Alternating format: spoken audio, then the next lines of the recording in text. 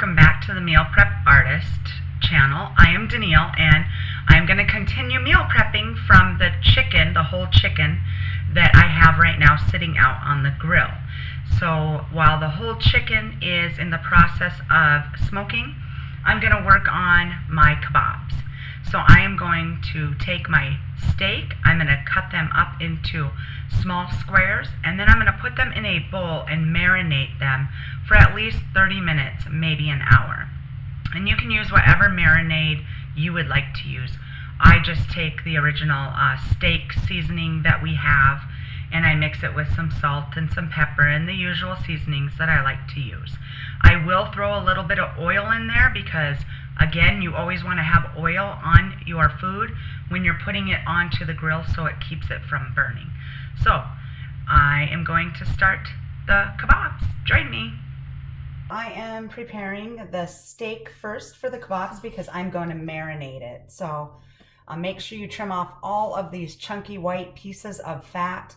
You do not need to be cooking fat. That's not our goal. Our goal is to cook the meat. So kind of trim it up the best you can. Sometimes it's hard when there's a piece of fat and then a nice juicy piece of meat. So cut that fat off around that piece of meat, save it, and just continue to clean up that little bit of fat that is around your meat. Just trim it up so it looks nice, and we can cut it up to get ready to grill it.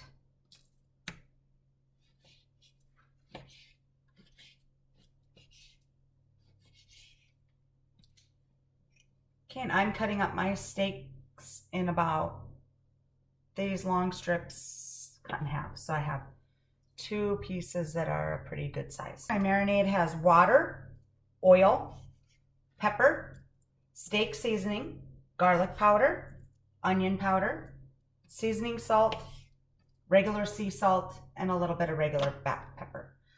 So now all my meat is in my bowl, and I am just gonna let it sit here while I cut up all the vegetables and the fruit and the shrimp. So let it just sit and marinate. Okay, so I'm cutting up my vegetables. I have some red pepper, green pepper, and the yellow bell peppers. I also have some onion, and onion can be kind of hard to decide how to cut it up. You don't want to cut it up too small. I usually just cut mine in quarters and then kind of peel it apart until this is about the smallest I will go. I save the inside part into a Ziploc bag, and if I need more, I can always just cut it and just keep peeling until, again, I get to the smallest one I will use, saving the inside part of the onion for something I might later need to cook with. Next, I'm going to get my pineapple ready and my shrimp ready. So I am ready to start building my kebabs. So I have shrimp over here, but I am not going to mix it with my meat because shrimp cooks faster, and so I am going to have shrimp separated from the steak. Okay, so I'll put my piece of meat on. Make sure you just leave a little bit at the end, just enough to hold on to. Okay, and these were in the water. My skewers were in the water for approximately 30 minutes. And it doesn't matter what order you put everything on. However you feel you want it to be. It's yours. Okay. I would normally put chicken on it too, but since we're cooking a whole chicken, I thought there's no need to overdo it with chicken this week.